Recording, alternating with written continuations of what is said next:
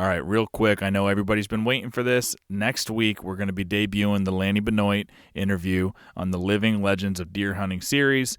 Part 1 released next week, September 19th. Part 2 and Part 3 will be released in the following 2 weeks after that. On each Sunday, they'll be released in audio form right here where you're listening to the podcast, but also on our YouTube page in video form. So make sure you get on there and subscribe to the YouTube page. I think you guys are really going to enjoy it. It was one of the joys of my life to interview Lanny and get to know him a little bit. So super excited to release it. Stay tuned. Next week, September 19th, Part 1. You're listening to the Hunt Suburbia podcast. I'm your host, Pat Guyette. Big bucks I've been dreaming often, every night till I'm in a coffin. Vermont woods to the burbs of Boston, I'm looking for a tree to get lost in. Crisp mornings, little dust in the snow. Quality time, just me and my bow. Fall evenings, I know just where to go for some quality times for me and my bow. It's just me and my bow. This episode is brought to you by the Northeast Big Buck Club. All right, this week we're sitting down with Chris Andrevich and his 10-year-old daughter, Tabitha Andrevich, who both shot nice bucks with a bow and were both awarded at the Northeast Big Buck Club banquet. Her dad with a 158-inch buck and his daughter, who was 10, but I believe she was 9 or maybe even 8. She'll clarify in the podcast. Shot a 126-inch buck. Yeah, that's a bigger buck than anything I've killed so far, so she did a great job. And just talk about what hunting is like down there in Pennsylvania, how Tabitha likes it as a young girl, and what their strategies are going into the season. They hunt a unique piece, but we'll let them talk about all the specifics there. Here's Chris and Tabitha Andrevich. All right, we are live with another episode of Hunt Suburbia, and we're up here for the Northeast Big Buck Club banquet. I've never been to it. Have you guys been to the banquet before? This is our first time. First time, and what are you guys here for? So we got Chris Andrevich? Yes. Andrevich, and Tabitha, his 10-year-old daughter, and they both killed some really nice bucks last year, both with a bow, correct? Yes. Yep. So they're coming up to the Northeast Big Buck Club banquet. I believe you guys are getting some awards tomorrow? Correct. Yep. Yeah. So where'd you guys come from?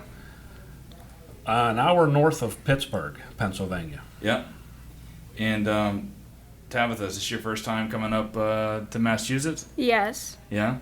And you're from Pennsylvania? Yeah? Yep. Have you, so are you excited to get an award tomorrow? Yeah. Yeah? And what are you getting an award for? Pretty much because since I shot big buck and being in the Big Bucks Club. Yeah, you did. How big was your buck? Do you remember how much it scored? 125. 125. That's a beautiful buck. That's just enough to get into the Pope and Young Club, too. You know what that is? No.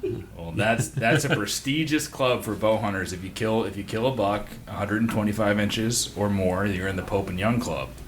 And I'm 34 years old. I just started bow hunting 4 years ago. I'm not in the Pope and Young Club, but you are, Tabitha, so that's awesome. Congratulations. Thank you. Off to a good start. Really good start. Yeah. So why don't we talk about Chris? So these guys are from Pennsylvania. Storied history of hunting. I think I've always heard there's 1 million or more hunters in Pennsylvania.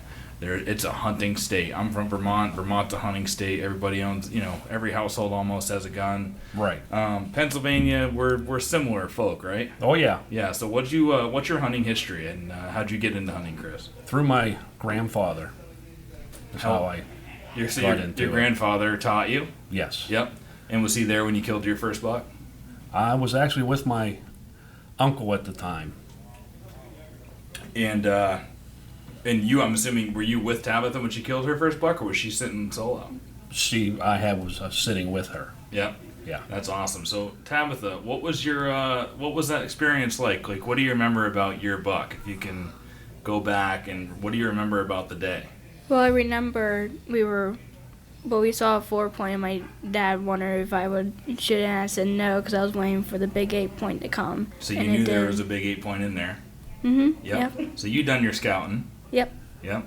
What do you guys do scouting? Do you hang up cameras? Yeah. Yep. How many cameras you got? So these guys, didn't you hunt, 32 acres? Right. Is your yes. property? Yep. And how many cameras you guys got out there, Tabitha? 5. And so I want to hear about what your strategy is, because again, you've killed a bigger buck than I have. So what is your strategy for scouting for bucks? How often do you go check those cameras? Do you leave them out there, or do you go out there all the time and check them because you can't wait to see what's on there? Well, usually maybe almost every month we go out there and check, see what's roaming around. Is that always exciting for you? Yeah. Yeah, for some reason it's like almost more exciting for me to go check a camera than to get in the woods and hunt. You know? Because you're getting inventory on your deer. Now, so explain what your property is like. Are you abutting into a bunch of big woods? I know you're 32 acres, but what do you got? You got neighbors? You got any farming around or agriculture? Or is it kind of... Got neighbors behind me. It's a little bit of woods. Mostly it's open field. Yep. And then our area is pretty much the bedding and staging area. Okay. So is the open field like, it's not agriculture, it's just CRP type, like big grass and overgrown? Right, it's just overgrown. Yep. And what's the feed like around there? We have clover food plots in. Okay. And then across the road from our place, it'll vary from year to year. One year's corn, the next year's soybean. Yeah. But do all your neighbors hunt too? So are you in competition with your neighbors? Yeah. Or do you hunt collaboratively at all, or is it like you guys are trying to... The neighbors on my side of the road, we all work together. Yeah. That's good. Yeah. Do you instill any kind of like, point restrictions or anything like that for QDMA, or you guys like how do you collaborate? We all just try to let them mature. Yeah. To be decent. Yeah.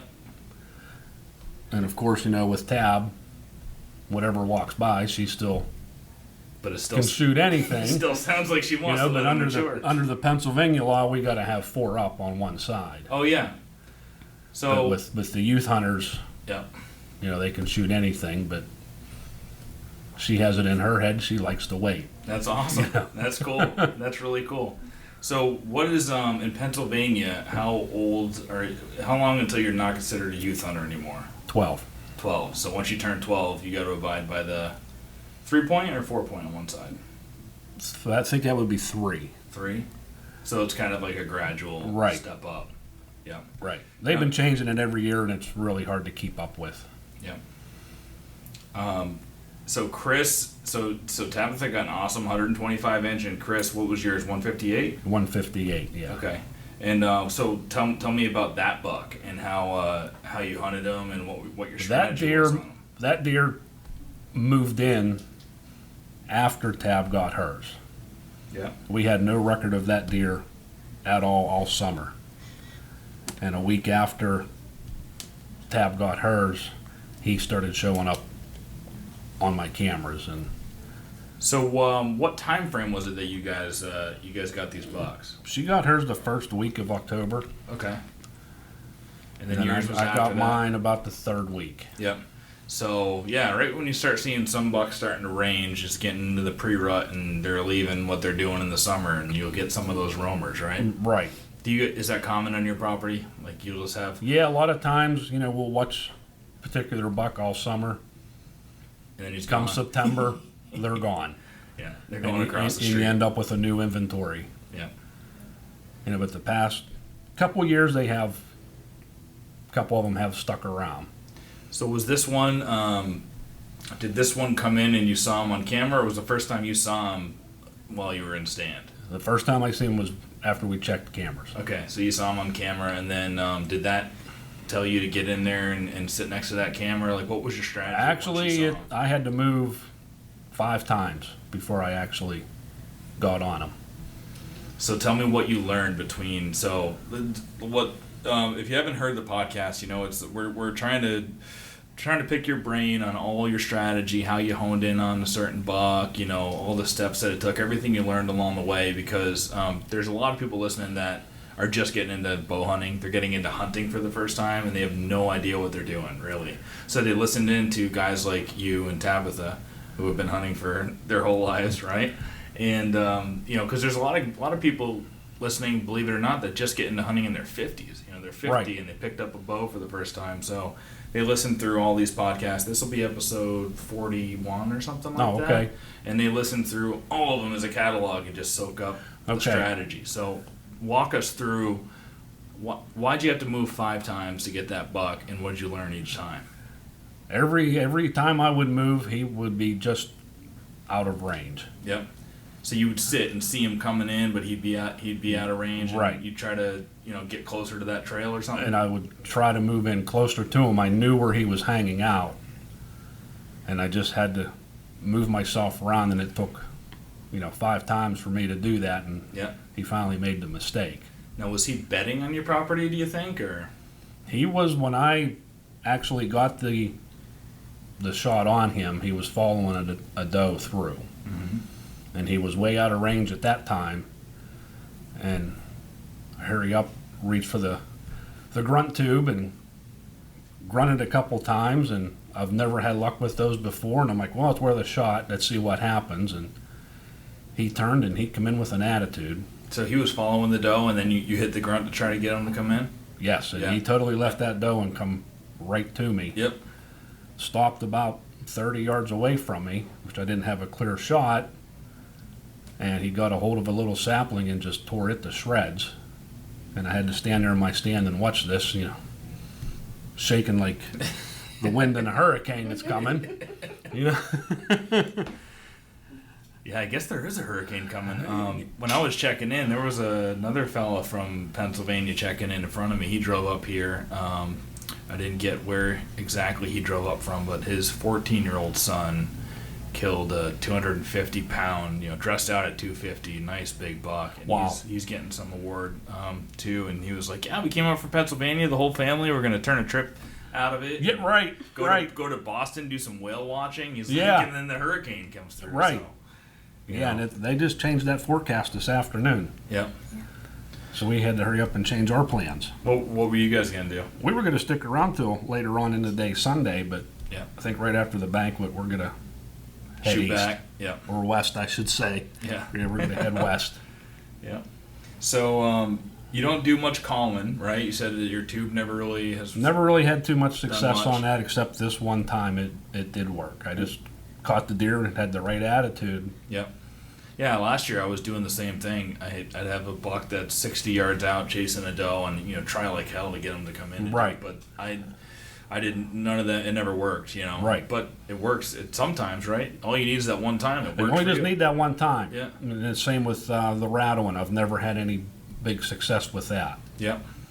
And so last year when I would have a little buck, and Tabitha, if you want to do this sometime, if you've got a little buck that you don't want to shoot, you're going to pass him.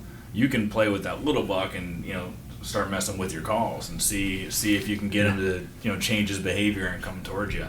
So I was doing that a lot last year, and it was fun. And the little bucks they were I had one little buck going across a ridge 45 yards, and I knew I wasn't going to shoot him, and I tried the tube and the grunting, and he didn't pay any attention to it. And then I took out the rattling horns, and I did some rattling, and you saw his head whip right around and look at me. And that got his attention. He came all the way into 15 yards, and it's just kind of fun to, you learn a lot from just practicing on those little bucks if you don't want to shoot them. Right, yeah. Sometimes when they have that mentality, they know they want to get from point A to point B. If they're following something, there's nothing you can do to stop them. Yeah. We had an instance 2 years ago when I had a decent 7-point come past the doghouse blind. We were just sitting on the ground, and I told Tab, I said, get ready, here he comes. I said, I'll try to stop him. I could not stop that deer. Yeah. He didn't even turn his head and look at me, and he only walked past 15 yards away. I pretty much did jumping jacks, and he would not. Yeah. I mean, so every deer is different, just like every human being. They all got different personalities, and one thing might be thinking something totally different than the other, and they're going to be, some will be taller than the others and shorter legs and longer and shorter and fatter. I always say they're just like, they're just like humans. You know, they really are, and you can relate a lot of your hunting tactics to that. Right. So Right. Tabitha, so Tabitha, was that your first deer? I can't remember if I asked you that. That was my third one I you killed shot. 3 deer and you're 10. When was your first one? Like, how old were you? Was I 9, I think, or 8? I think 8. 8. So 8, 9, and 10. You got one each year. Yeah. Yep. Well, that's awesome. And what does hunting mean to you, Tabitha? Do you really enjoy it? Are you excited every year when hunting season's coming around? I enjoy it because it gets me out of the house and it you get to see everything pretty much. Yeah, it's not just deer, is it? You see all kinds of wildlife and Yep. just being out there, right? When the sun's rising up over the in the morning and the birds are chirping and waking up, isn't it pretty awesome? Pretty special. Yeah. Yeah. All right, folks, deer season is right around the corner in many states. I mean, it's starting up in less than, just about 2 weeks from now. So get on to www.heronhill.com and stock up on some wine, both for yourselves and, of course, for your wives and your girlfriends. Get them a case of wine and butter them up a little bit before deer season. Give them something to drink at night while they're waiting for you to get down off your stand. You got deer all around you, and you're up there in the dark waiting for them to go away so you can get down from your stand. They got to be enjoying some wine during that time. So stack up, get yourself a case. Go to www.heronhill.com. They'll deliver it right to your door. Make sure you use code HS5 for Hunt Suburbia 5. So code HS5 for an additional 5% off all the volume discounts they already got on there. If you get 6 bottles, you get a volume discount. You get 12 bottles, you get a bigger discount. And then you can add on HS5 for an additional 5% off. These guys have been a great supporter of the podcast. Please support them. Get whatever kind of wines you like, but I like the Eclipse Red. They've got a Game Bird Red that goes really good with game birds and pairs well with venison. It's got a little bit of a fruity taste to it. Go on there, get whatever you like. If you've ordered from them before with code HS5, just go on there and use the volume discounts they already got. It's already an incredible deal, and I'll get credited for the order as long as you use HS5 at least once before. So again, thank you everybody for your support. Tell your wives thank you for letting you get up into the stand a little bit extra this year. All right, if you folks are looking for a muzzleloader, you can't go wrong with a Woodman Arms muzzleloader. They're made locally right up here in New Hampshire. They are accurate, dependable, the most accurate and dependable muzzleloader on the market. People from all over the world are buying this gun. It's extremely light. It carries great. You don't have to clean it if you use Blackhorn 209 powder. And it just keeps shooting and cutting holes in the paper like you wouldn't believe. I've went around and shot a couple friends' muzzleloaders. They're Woodmans, and they are plunking them right in there, as Lanny Benoit says. And I haven't received mine yet, but I can't wait to. I'm sure they all shoot exactly the same because the owner there, Mark Woodman, is a machinist and an inventor. And, I mean, he has crafted this thing to shoot with precision. Get on to www.woodmanarms.com, check them out, or give Timmy Bolduck a call, 603-608-7218. He knows everything there is to know about those guns and will be happy to take your call and answer it. Too many kids your age are just sitting on TikTok. Yeah. Yeah. Right. Right? And not experiencing the awesomeness that there is out there in the wilderness, you know? Yeah, right. Need to get more kids. That's what, out there. I think that's what it's all about is, getting, so people have heard on the podcast, hunting numbers are dwindling. It's the population is aging for hunters across the country because young kids aren't getting into it. So we do need to, make that a focus. And I love what Northeast Big Buck Club's doing on that front. Giving awards to kids and, you guys probably, would you have even came up if, she didn't get a big buck this year? I didn't even know this organization existed. Oh, so how'd you hear about it? Through the guy that scored our deer. Okay. All right. So you guys decided, we want to get these scored, and what'd you do? Do a Google search or something, and you found out that there was an official scorer for Northeast Big Buck Club, or how did it all actually I went to him, and then he referred to the Northeast Big Buck Club. So have you even seen any of the magazines that come out? Yeah, I get them in the mail. Yeah, those are awesome, aren't they? Yeah. And the stories, I mean, it really is an awesome organization. This is, like I said, it's my first time going to a banquet. I'm still pretty new into bow hunting. I've been hunting my whole life, since my dad started taking me out when I was 7, but bow hunting is new. And bow hunting up here, it's probably similar to Pennsylvania, although I don't know your property, but it's tough. It's Well, you got to be on your A game. yeah. You got but it's the best time of year to be out there. Yeah. But Vermont, especially, is notorious for tiny bucks. So if anybody's listening, don't go to Vermont. It's not worth it.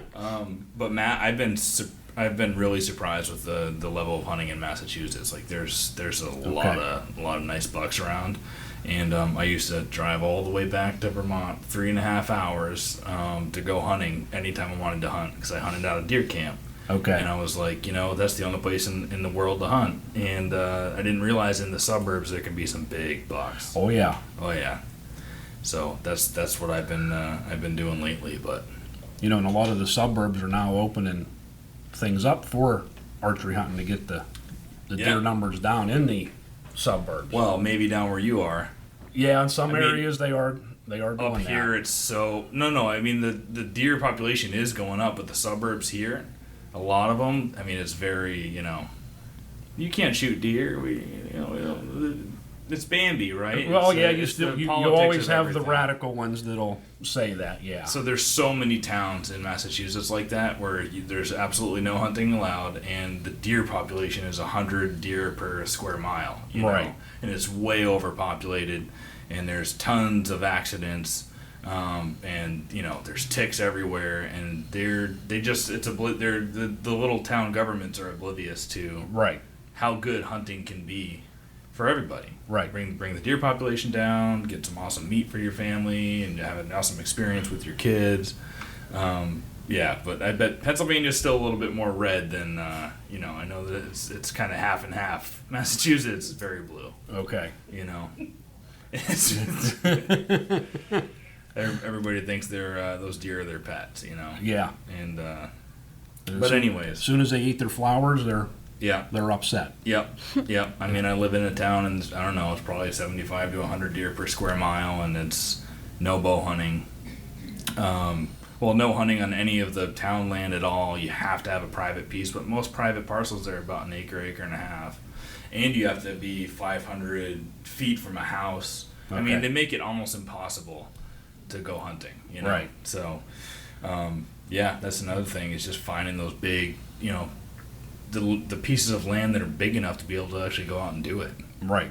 Pennsylvania, I've been looking at maps of Pennsylvania a lot, and there are some really big pieces of woods. And then there's also, I saw these fingers of woods where it's just a big ridge, and on each side there's a little valley, and it seems like they go on forever. I don't know if that's the Blue Ridge Mountains or what it is, but it looks like some really awesome hunting down there.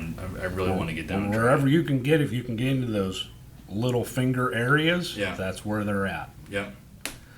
That's Well, it seems like there's farms down in the valleys on both sides, or just houses, and then you got an awesome big ridge that goes up and it goes down to the other side, Right. and that seems like a really cool place to try to hone in on some bucks. yeah. That's where they're at, is in the little stupid areas, is what I call them, and that's where they hide out.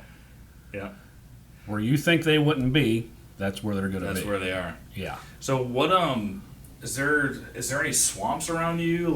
There's a lot of guys that hone in on swamps. I've been honing in on swamps a lot. No swamps No around swamps? us. No. Hill country, Yeah. kind of like Yeah. Behind us rolling goes hills. through a big field and then down over to the river. Yep.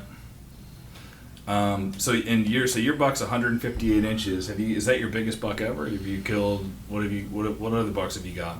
The other one I never had it scored, but I imagine it would probably come in pretty close to that. Yep. And that one was got 11 years ago when she was 1. Wow. Yep. Do you remember that one? She probably don't remember. She probably don't remember that one. Did you guys get them mounted? Yes. Yep. Are they with you? And you guys No. No. You didn't bring them up. No. Did you guys drive up? Yes. Yeah. So Yeah. I know. Yeah. A lot of guys are. I don't know if everybody who gets an award can bring their mounts, but they have limited space in there. Yeah, limited space, and it sounded like it was just like the number one spots. Yeah. And like the new records and stuff like that were going to be the ones on display. Okay, so you guys aren't, you're not in number one spots, but you're getting some other type of award. I actually don't even know all the awards that they give out. I mean, I'm excited to see it, but... Yeah, I'm not sure. I know you get an award as long as you make the book. Okay, yeah. And like for Tabitha's deer, she was 23rd for a typical archery. In Pennsylvania? Yeah. And Wow. mine was 5th for a non-typical. Wow. Oh, yours is non-typical? They have a drop Yeah. tine on it or anything? Yes. Yeah? That's awesome. Yeah, it was... Yeah. It's quite the... I've still yet to see a drop tine. Yeah, they're hard to come by. Yeah. How many have you had on camera at your spot, or have you ever had one besides him? Just the other real big one that I shot, 8 years ago, I never got him on camera.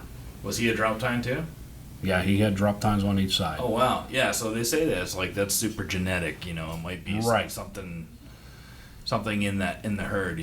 Yeah. Now the deer I got, this past year, he did come from approximately, by the way the crow flies, about 5 miles away. Oh, how did you know that? Just the town that I come from, everybody knows everybody. And as soon as I shot him and showed a couple pictures, it didn't take long for that to get back to the guy that was watching him all summer. Wow, so that's interesting. Yeah, so he came from about 5 miles away. Did he cross a bunch of roads, or kind of just like stick through? Basically, just one road, and it's not a real big. It's not a 4-lane highway or anything. It's, Yep. That's approximately 5 miles is where he came from. And that was third week of October. Right. So yeah, that's So interesting. I'm almost under the impression that somebody was hunting him a little too hard and pushed him out. Yep, kicked him out. He just left. And then, but you saw him following a doe too, right? He was already kind of like getting into the. Oh yeah. Yep. Right. Getting into pre-rut. Right. And I do have trail cam pictures of him, breeding another doe. Wow. And then That's unique. As soon as we seen that, we shut down doe hunting for that year. Yeah. Well, you had a hot doe. Right. Yeah. And I wanted that gene pool to continue on, so we didn't shoot any doe that hunting season. Yep. Oh, that's a great idea too. Yeah, super interesting with the whole genes, and I've recently moved to where I live. I was living in the city in Boston for 10 years, and finally moved out to the suburbs, and I've been able to learn so much in just 2 years. I've got, I think, 20 cameras out, and it's so interesting that you can see, oh, that buck is a son of, this buck, right? Because they have the similar characteristics. Right. There's if you study them enough, you can pick up on that. I've got thousands of pictures of some of these bucks, thousands of them, and then the profile, you see that he's got this nose that kind of comes down and like it's got a bridge on it. Most of their noses are coming pretty straight out. This gene pool's got this downturned nose, and there was a beautiful 7-pointer that was really high, probably 140 inch or 135 inch just for a 7-pointer. They got killed last year, not too far away, but he had that downturned nose, and I was watching him. And then this year you've got this huge 5-pointer, but he's got that same downturned nose. Right. And it's his either his son or younger brother, but is in the same genetics. Right. And I love the whole studying the deer part of it. Yeah, and if you know where they're, for anybody listening that's just getting into this, and if you know where their bedding area is, Yep. stay out of it. Yeah. Yep. 100%. Yeah, we have one area of the, just the 32 acres that we have. We have about 10 acres that's where they bed. Yep. And I never step foot in there year round. That's their little safe haven, and that's where they go. So I'm on this new. So I've been hunting this. Well, not hunting it. Post-season last year, I went in there in the snow, which is a great way to scout too. Is after the season when there's some snow, go in. You don't have to be worried about bumping deer, then in January or February, right? And I'm in there walking around. I found a bunch of beds. It's a big patch of woods, a couple thousand acres probably, and I just marked it down on my Onyx, my little GPS, and I went in there a couple of times, to learn it in postseason. And so marked down all the bedding because I found, there's 10 beds here. They look like doe beds, and then, there's a really big bed there, and you can tell it's a buck for multiple different ways, how they pee and all that. You can tell he's a buck and bigger tracks. And so I've got all that marked down, and then this June I went in there and put cameras up, stayed out of the bedding, but I also had a little mark on my Onyx that said, put a stand here. So it looks like a great stand location. So I went in there. I don't know if you can in Pennsylvania, but you can do it here. Dump mineral and not in PA. It has to be off-site 30 days before. Yeah, same here. Okay. But you can do it, during the summer. But it's got to be. I think it's 15 days before the season. You got to have it off-site. But in June, I dumped it there, put a camera up, went in a month later, and all of a sudden I've got some really big bucks. Bigger than I'm normally used to seeing too. So I was really excited about it. And I come to find out someone in my town, not too far away, we start talking, and they're hunting the same spot. There was one stand that was 500 yards away from there or something I saw when I was scouting, and now we're working on it together, collaborating and hanging stands, and she goes in there a lot. Not a lot, but I try to show her where the bedding is, and because I already know where that is, just try to avoid it. And hopefully we can avoid it. But once you know where that is, exactly like you said, if you go in there, especially with a real big buck, he's gone. There's in a 2,000 acre piece, they've got plenty of other places they can go to bed. Right. Especially if there's swamps around. So once they get a little bit of that pressure, they're gone. Yeah. And I was starting to get worried, me moving, 5 different times on the one that I got. Yeah. I'm like, I'm going to run out of time here pretty soon. He's going to keep on moving. And they can. You can go 5 miles away, right? Like you said, that's crazy. Right. 5 miles away. Tabitha, what's your strategy with the wind? We really don't. We don't really worry about it. Nope. No. No. What's your scent control? Do you worry about your scent control too much, or no? No, it's just the wind. I mean, so you do have to like the wind, the thermals, all that stuff. I mean, you gotta. It turns into a science if you spend too much attention on it. So it's probably better peace of mind to just go hunt. Right, because with our little area, the deer, are around us all the time. Yeah. It ain't like you're hunting in the middle of the forest. Yeah. Where they don't have that much human contact. Yeah, so they're used to at least smelling, Right. Smelling humans a little bit. Right. Not right on top. The most we concern is movement. Yeah. Staying still. Right. Yeah. That's what I remember all the way back when I was 8, my dad would say, you got to move like a sloth. Right. Don't make any sudden movements. It's just like if you're gonna move, you can just move like a sloth, like that, and you'll be fine. You know? If you keep your movements very, very slow. Yeah. Right. But you're not gonna trick a deer's nose. But no, you're not. I wonder if these 2 bucks that you guys got, the wind was in your face, or what was going on with them. The one that she got. There was 5 doe out in the field, and he was really triggering down on them. Yeah, he was looking pretty hard. So you guys were up in a tree stand? For mine, I was. Yeah, and you were on the ground. And we was in a ground blind for hers. Wow, taking a deer from a ground is with a bow is really impressive. That was tough. Yeah, considering it come out on my side of the blind where I was sitting. Yeah. So I had to try to move as easy as I could. Slink back. Slowly, plus get her in position. And be quiet as possible. Right. Right. Yeah. So it was, I'm like, oh boy, I didn't want to mess up. And I kept telling her, I'm like, whenever you're ready, let it fly. Go for it. Go for it. So what are you shooting for? Do you know like your what type of bow and what your draw weight is and all that stuff, Tabitha? I shoot a crossbow. Okay. Yeah. So that's it's a little bit easier. There's no you don't have to worry about draw weight. Yeah. Yeah. Right. Yep. Throw the scope up and take care of it. Let them have it. Yeah. So how often do you practice? You guys go shooting a lot or? You really don't have to with those. Yeah. Once you get them sighted in, Yep. they're dead on. Is that where you're shooting too, crossbow? Now I am, Yep. yeah. So it's so interesting the different laws state to state, right? Like every single state is completely different. Massachusetts, you can't shoot a crossbow.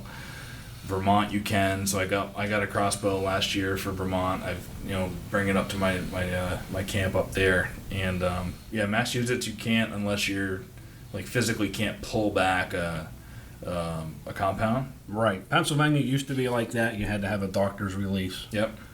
But now they opened it up to everybody. Yeah, that's great. So, did you guys before they opened that up? Were you bow hunting at all, or did that get you guys? I've bow hunted all my life. Okay, all right.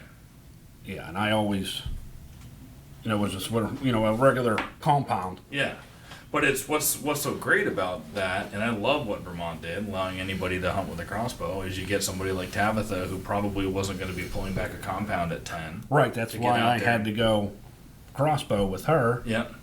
Because I knew she wouldn't be able to pull back the minimum weight that Pennsylvania requires Right. on a compound. Yeah. Yep. And then after she got hers and shooting her crossbow with her, I'm like, I got to get one of these. Yeah, they're fun, aren't they? Yeah. Oh yeah. I think you got to have every kind of. So I love hunting. So my whole life I just rifle hunted and muzzleloader. Do you guys do muzzleloader season down there too? No. But that's another thing you can get into. It's pretty fun, It's cool to change your hunt up, If you keep doing the same thing over and over again, it can get boring and old, and it's fun to like spice it up, right? Right. Throw the crossbow in, throw the muzzleloader in, then go out for rifle season. What are the tags like down there? Do you how many bucks can you get in a year? How many? Just one. Just one. Just one. And what about? Is it one deer? Or can you get doe tags on top of that? You can get doe tags. Yeah. Then you got to mail in, and then that all depends on what deer management area you're in and how many they allocate for each one. Yep. And whatever's left over, you can apply for a bonus tag. Okay. Yep. So it's just different everywhere. Is there a max amount that you can amount of deer that you can kill in Pennsylvania? Not now, because then after the bonus tags, if there's any left over, you can go right to the courthouse and get them right over the counter. Yep. And then if you go down in, if anybody's listening knows where Allegheny County's at, it's unlimited. Is that where all the deer hang? That's where all the city. that's all the city deer. Yeah. Yeah. Well, the podcast is called Hunt Suburbia, so it is. I called it that just because that's how I started hunting 2 years ago. Is like, man, I don't want to keep driving 4 hours to Vermont every time I got to hunt. Right. I'm going to figure out how to hunt in the suburbs where you can. So I called it that, but we do talk about big woods and all that stuff. But suburban hunting is fun. I mean, there's a lot of deer around the suburbs. You're never bored. No. Sounds like Allegheny County. And that's where the big ones are, in little patches of woods. Where was that huge one shot that we were talking about? Do you know where that one was killed? Last year in Pennsylvania, I think it set the new record with the longbow. Up in, I think it was. That thing was crazy. Was it Marionville? Like, I wonder if I think that might have been where it was. Was that big woods, or is that kind of suburban? That's big woods up there. Big woods. Yeah. Yeah. Yep. Yeah, that'd be up in the Allegheny National Forest area. Do you guys weigh your deer at all? Is that No. Yeah, that's a thing. Vermont, New Hampshire, Maine. That's a thing. A lot of guys in Massachusetts don't do it. But I was surprised when the guy from Pennsylvania told me. I mean, it must have just been a huge. It must have been so big that they're like, we have to weigh this. We got to see what this weighs. Because he said it was like 315 pounds on the hoof. Right. He said 315. I was like, is that dressed? Because up here it's like you dress it out and then you weigh it, and anything over 200 is a big deer. Right. Yes.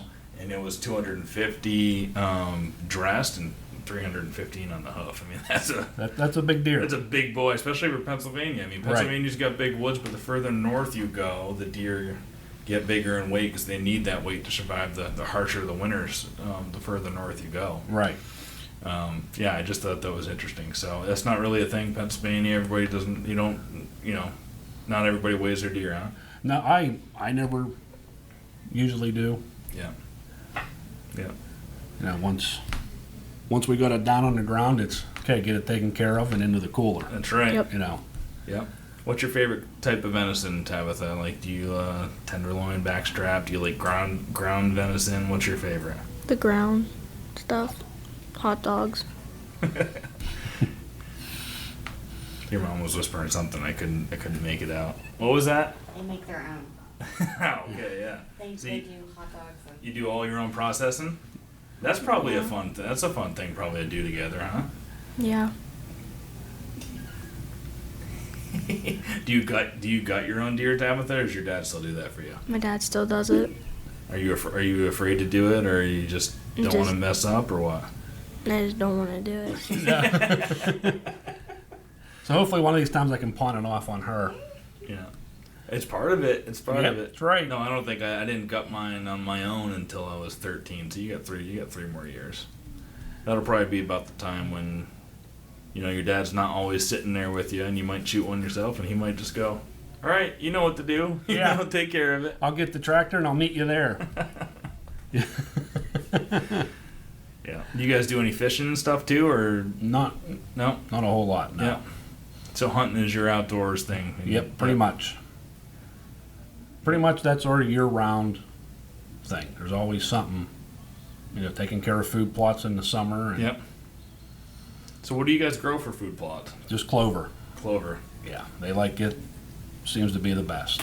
And what's that process? So that's something I haven't looked into growing. I know tons of guys. It's an awesome hobby, and it adds to the hunting experience, and it's, builds to it. So what is it like? What do you have to do to grow clover? Is it a real time consuming process? It's not time consuming. It's just once you get the area prepped and everything, if it is an old field, all the weeds killed off and till it up. Put the seed down. What if you have a drought like we had a lot? How's it going? How's it looking right now? It'll do fine. Yeah. Yeah. It's weird. You got big periods of drought and then downpours Right. and hurricanes. Right. Right. We had a tornado warning 2 days ago in Massachusetts. I'm sitting in tornadoes. We had one come through in 2011, and it did some damage. And then all of a sudden, yesterday or 2 days ago, out of nowhere, we drop our kid off at daycare, and we get, this warning on our phone: extreme severity tornado coming your way. Take shelter. Oh, geez. If you live in a mobile home, your home will be destroyed. It was like this harshly worded. Like, what is going on? We live in Massachusetts. Well, there's some extreme weather happening these days. Drought, flash floods, tornadoes. Yeah, when you do get rain, getting 2-3 inches at a time. Yeah. Yeah. But the food plots, you gotta spray them, or the weeds and grass will take over. Yep. If you keep up on it, Yep. you'll be good. How often do you spray it? Mine, I got pretty well under control about once a year. How many acres are they like big plots? I just put a 1 acre plot in. Okay, perfect. That's it. Yep. And you set some blinds up around there and a stand. That's where she got hers. Yeah. And that's the only thing. So the rest of your property, do you leave just to sit there and be the sanctuary, or do you have other places you hunt on? Other than the sanctuary, I have about 5-6 stands up. Okay. And it's just you two that hunt it, or do you? Yeah, just us two. Yep. Cool. Yeah. That's perfect size. 32 acres. Yeah, you get any more people in any there more than than that's too overcrowded, and Yep. the deer are just going to run circles right around you and avoid everybody. Now, are there some deer that actually do make it home, and you see them year after year, and you're able to see them grow up, or do they just wander so much that some you don't really get to see them? They wander around so much, it's so hard to keep track of. Now, So, we did have a couple doe that had real unique signs on that I was able to keep track of. Yep. I always like to keep if you got a doe, same thing near my place. But I've only been keeping tabs on for 2 years because I just moved there. But last year, and I'm seeing all the same deer that were in the summer range. I've got a summer spot where I put the cameras up, and it's the same exact crop of deer. And Right. I got one doe that's got a super light coat. She's almost like half white. She's not just real pale fur, and she's a big old mature doe. And I would never shoot her if she came by. She's probably got the genetics. Because It's the mother who's passing down. You know, she's passing down half the genetics. You see a big black buck, if he's mating with an inferior doe, you know that buck's not going to come out with a huge rack. It's like that. If you got a big mature doe who looks like she's dominant, you can't really tell if you didn't see their head, you couldn't tell if it was a buck or a doe. It's just a big old body. You want to keep them around. Yeah, the one we watched for about 5 years. She actually made it through every hunting season. Yeah, and she's probably and she, would give birth to twins every spring. Yep, super healthy. Yeah, and she's probably making those drop time bucks. Yeah, maybe. Yeah. Yeah. Haven't seen her this year. And the other one that we was able to watch had white hoofs. Wow, that's cool. That's really cool. So she she was real easy to pick up. You knew who she was. Yep. But I have not seen her yet this year. Yeah, it's super interesting. Like last year I was watching 3 bucks. Well, 4 bucks. I killed one of them. He was a 9-pointer. But there were 4 bucks in this summer range that hung out together. And 3 of them, it was a 9-pointer and 2 big 8-pointers, and then this spike that was big old wide. The one that I said that has the downturned nose, who's a 5-pointer this year. He was a really biggest spike horn I'd seen. It was out to his ears and curved right around, and he was the least dominant of those 4 bucks. I killed one of them. And then those 3, they're back again this year, and it's so cool just to see what their racks did. Right. That spike turned into a 5. That one of the big 8s turned into a nice 10. I thought he was going to be, I thought his brother, the other big 8 he was hanging with, was going to be he was going to explode, but he surprised me. This one took over. The other one's just a bigger 8 this year, just a little bit bigger, didn't change much. And then this other, the inferior one, what I thought was inferior last year, kind of exploded a little bit. Yeah, we had a buck like that about 4 years ago. Remember, he was deaf. Yeah. Really? How'd you know that? Didn't matter what you did. He did not move. He wouldn't move. Wow. Wouldn't turn his head towards you. He totally ignored you all the time. Wow. And what does he look like, Tabitha? Was he a big buck or? He was decent. Right? Yeah, we got to watch him for 2 years because we knew from one year to the next, that's got to be him. Yeah. Because the deaf you buck. can whistle at him, yell at him, wouldn't even flinch an ear. He heard so many gunshots he went deaf. Yeah, I think so. And I wanted to watch him try to get bigger, and I did have to take him the one archery season because he ended up getting hit by a car. Oh, really? And there he come moseying past my stand with a broken leg. Yep. I'm like, what? You're suffering pretty bad. I think Deaf and a broken leg. Yeah, I think we'll just end this right here. Yeah. Coyotes probably would have got him anyway. That's what I figured. I'm going to take care of him before the coyotes get him. Yep. Yeah, because he was looking pretty rough. I'm like, you weren't like that a couple days ago. You guys have a lot of coyotes in your area? Oh, yeah. Too? Yeah. Do you hunt coyotes? Sometimes. Yeah. Yeah. Yeah, some guys are really into it. I never really got into it. I don't know. They're out there competing for deer just like we are. Right. I don't have that. A lot of guys have a hatred for them. I don't care if you shoot them, but I never got into it. Yeah. Every time we check cameras, we got them got pictures of them. Yep. Are you guys? So what do you guys have for? You got any deer? Some nice bucks on camera now that you're excited about this year? One so far. One really good one. And then come October though, you're gonna get. Yeah, we'll see what happens. Some Yeah, roamers right. again. He may leave and get a whole new batch in there. Yeah. So we'll see what happens. What's this one look like that you got on there? He's just a normal, typical 10. Yep. Yep. Real high. Yep. So we'll see. I don't get him on camera a lot, but he's in the area. Yeah. So we'll see what happens. Yeah. How many acres do you think continuous forest? Your 32 abuts up to how many acres, so folks listening can get an idea of how big of without a road crossing it. Without a major road, you can probably do a couple thousand acres. Oh, really? Yeah. Yeah. So this is a pretty big chunk. Right. Yep. Yeah. Around where I'm hunting, those a couple thousand acres are very few and far between. Until you go western Mass, you got really big 20,000 acre patches, but Yeah, you can go a good ways before crossing the road. yeah. And what are the what's the elevation like? Like, is it 1,000 feet, 2,000 feet? I think your we're at highest 1,200 point? foot. Yep. is where we're at. That's the hill behind your house is 1,200 or? Yeah, 1,200 foot is pretty much. Like that. Yeah, and yeah, that's similar. The high part doesn't climb no more than another 50, 60 feet. It's not. Do you guys get a lot of snow there? No. No. Yeah. No, it's not too bad. Yeah, I mean, I grew up. I remember when I was a kid, we had snow all the time, and now on my deer camp there, and now we hardly ever get it. But It's so great during deer season to have some snow, and we don't get it very much. But no. Either when you get snow for deer, we get very excited about it. Yeah, you got to be out hunting. Right. When it's snowing, right? Right. What do you guys do when it rains? Do you go out at all? Do you guys like going out in the rain? Yeah, we'll go out in the rain sometimes. Yeah. Depends on how hard it's raining. Yeah. It's one of my favorite times. You can sneak up on deer. I usually don't archery hunt when it's raining. Yep. Just because if you do hit one, it makes it a little bit tougher to track. That's very true. So usually, if it's a moderate rain, we won't go out. Yep. Because there ain't nothing worse than Yep. not finding one.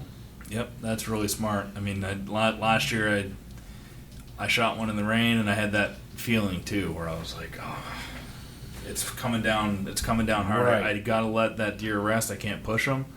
I got to give him a half hour, but it's raining, and it's going to wash away a blood. So I think I only ended up giving him 20 minutes, and got up to him, and he was dead, only 50 yards away. It was great, thank God. Yeah, you got lucky. But yeah. Yeah. With a rifle, it's fun hunting in the rain. You're just sneaking up on them. Right. They can't hear you. Right. Yeah, when it comes rifle, it doesn't matter what the weather's doing. We're out.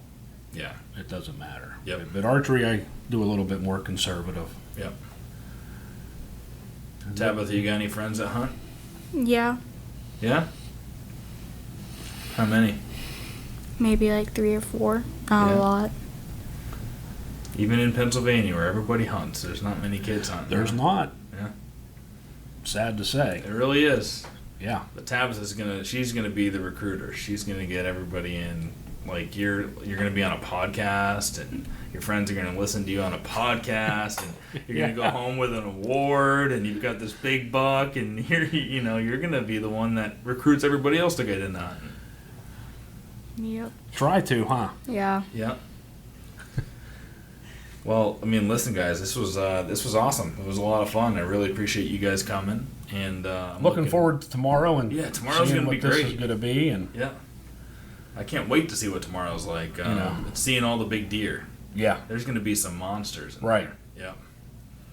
Yeah. The only thing that might ruin us What? for when we do go hunting, Yeah. after seeing all the big ones on display, we may be passing up a lot of deer. Yeah, but it's always better. So I always say, like, if Tabitha is 125 inch, you can get a bigger one than that. Your dad shot a 158 on the same property there, so you can get bigger than 125. But there are some kids out there who can shoot like a 180 their first deer, Right. and that kind of ruins It ruined, yeah, and they think it's really easy. Yeah.